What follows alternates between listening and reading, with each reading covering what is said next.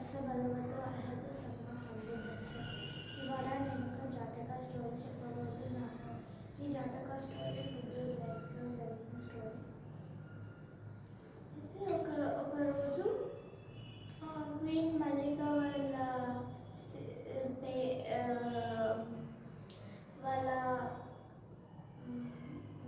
Daughters అందరూ కూర్చుంటారు అనమాట. కింగ్ వాళ్ళ ఫాదర్ కూడా కూర్చొని ఏమడుగుతారంటే, నేను కింగ్ అయ్యే కదా, మీకు ఇట్లా ఇంత మనీ ఉంది, ఇంత రిచ్ ఉన్నాను నేను అని చెప్పంటే 3 daughters అవును అవును అంటారు. మళ్ళీ 4th daughter వజీరా అని ఏమంటారంటే, లేదు డాడీ, నాకు అన్న వాళ్ళు ఇట్లా అయింది అని చెప్పి అంటారు.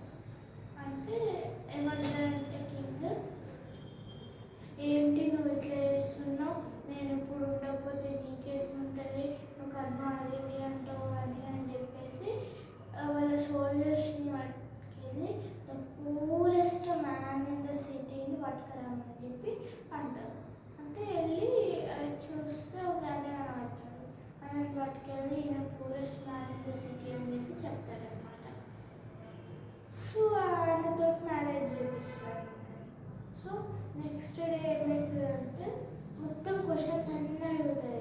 మీరు ఎక్కడ ఉండేది, మీరు అప్పుడు రిచ్ ఉండేదా, మీ ఫాదర్ ఏమన్నా జాబ్ చేసేదా, అన్ని క్వశ్చన్స్ అడిగి ఆ పార్టీలో ఎట్లా అయిందో ఒకసారి చూడడానికి వెళ్తారు.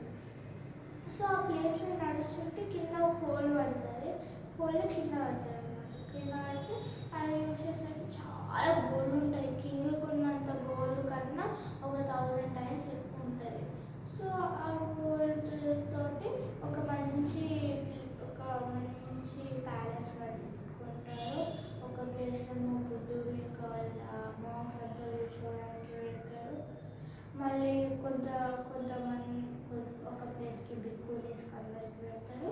మళ్ళీ రోజు కుకింగ్ చేస్తుంటారు అనమాట. రోజు బుద్ధుడు ఆడ ఫుడ్ కోసం రోజు బుద్ధుడిని వెలుస్తారు, రోజు రైస్ పెడతారు. సో ఏమవుతుందంటే కింగ్ అడుగుతాడు అనమాట, వాళ్ళ సర్వెంట్స్ని ఏమని అడుగుతారంటే, ఎట్లుంది ఇప్పుడు మా డాటర్ లైఫ్ అంటే, నీకంటే ఎక్కువ మనీ ఉంది అని చెప్పి అంటారు అనమాట. అంటే కింగ్కి కోపం వస్తుంది, ఏంటి ఇట్లా అయింది అని చెప్పి వెళ్ళి ఫుడ్ కోసం అని చెప్పి ఒకసారి చూద్దాము అని చెప్పి ఫుడ్ కోసం అని వెళ్తాడు అనమాట. వాళ్ళ ప్యాలెస్ కంటే పెద్ద ఉంది ఆ మ్యాన్షన్. సో ఏమంటారంటే ఇదంతా ఎట్లా దొరికింది అని చెప్తే వజీరా మొత్తం స్టోరీ అంతా చెప్తారు. చెప్పినాక వజీరాని ఇంకా వాళ్ళ హస్బెండ్ని ఇద్దరిని పట్టుకెళ్ళి బుద్ధుడి దగ్గరికి పట్టుకెళ్తారు అనమాట. ఏమైంది, ఇట్లా ఎంత అస్సలు వెళ్తలేదు, ఆయనకి ఇంత మనీ ఎట్లా వచ్చింది అని చెప్పి బుద్ధుడిని అడిగితే, ఇది ఇట్లా పాస్ట్ లైఫ్ కర్మ వల్ల ఏంటి అని చెప్పి వజీరా అంటారు. అది నేను నమ్మట్లే అంటే బుద్ధుడు అవును అని చెప్పేసి 3 సార్లు సాధు సాధు సాధు అని అంటాడు. సో సరే మరి స్టోరీ చెప్పండి అని చెప్పి బుద్ధుడు అడుగుతాడు అనమాట. బుద్ధుడు ఈ స్టోరీ పాస్ట్ లైఫ్కి చెప్తాడు అనమాట.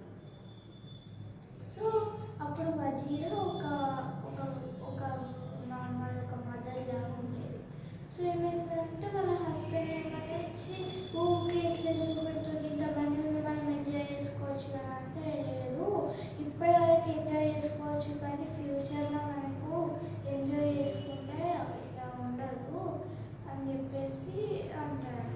అంటే ఎవ్రీడే కుకింగ్ చేసేది, అంతమంది సర్వెంట్స్ ఉన్నా కూడా తన సెల్ఫ్ కుకింగ్ చేసి రోజు బుద్ధుడిని పిలిచి వాళ్ళ మాంగ్స్కి ఇంకా బుద్ధుడికి ఫుడ్ పెడతారు. సో ఒకరోజు పికప్ చేసి వచ్చేటప్పుడు చూస్తారు అనమాట. అప్పుడు బుద్ధుడు డిస్కోర్స్ ఇస్తుంటే వెళ్ళి చూస్తే మంచిగా ఉంది కదా అని చెప్పేసి కొంచెం కూర్చుంటాడు. ఈయన కూడా ధర్మ మార్గంలోకి వచ్చి రోజు ఫుడ్ చేయడంలో హెల్ప్ చేసి రోజు బుద్ధుడి దగ్గరికి వెళ్ళి మెడిటేషన్ చేసి ప్రవచనాలు వింటాడు. సో ఏమవుతుందంటే కొన్ని రోజులు అయినాక బుద్ధుడు చనిపోతాడు అనమాట. సో ఏం చేస్తాడంటే బుద్ధుడి కోసం అని చెప్పి ఇంట్లో ఉన్న మనీ మొత్తం తోటి ఒక గోల్డెన్ స్తూపా కట్టించి మళ్ళీ పెద్ద పెద్ద జెమ్స్ తోటి డెకరేట్ చేస్తారు. దాంట్లో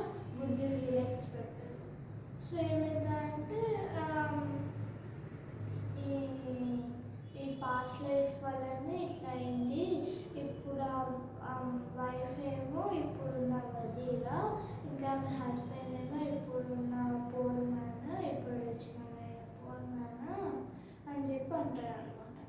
అంటే అందుకే నా ఇట్లా ఇంత రిచ్ ఉంది అంటే అవును, దానివల్లనే ఇంత రిచ్ ఉంది అని చెప్పి అంటారు అనమాట బుద్ధుడు. సో ఈ స్టోరీ మీనింగ్ ఏంటంటే ఇప్పుడు మనం ఏమి చేసినా దాని దాని దానికి ఒక్క రీజన్ ఉంటుంది. పాస్ట్ లైఫ్ కర్మ వల్లనే మనకు పాస్ట్ లైఫ్ కర్మ వల్లనే మనం ఏం చేసినా కూడా దాని వల్లనే అవుతుంది. మళ్ళీ ఇప్పుడు ఆ వైఫ్ వాళ్ళ పాస్ట్ లైఫ్లో వజీరా అయితే ఎట్లా చేసుకుని ఎంత అన్నా కూడా బుద్ధుడి మీద అంతా ఫేత్ పెట్టుకొని మొత్తం ఫేత్తోని మంచిగా ఏమన్నా కూడా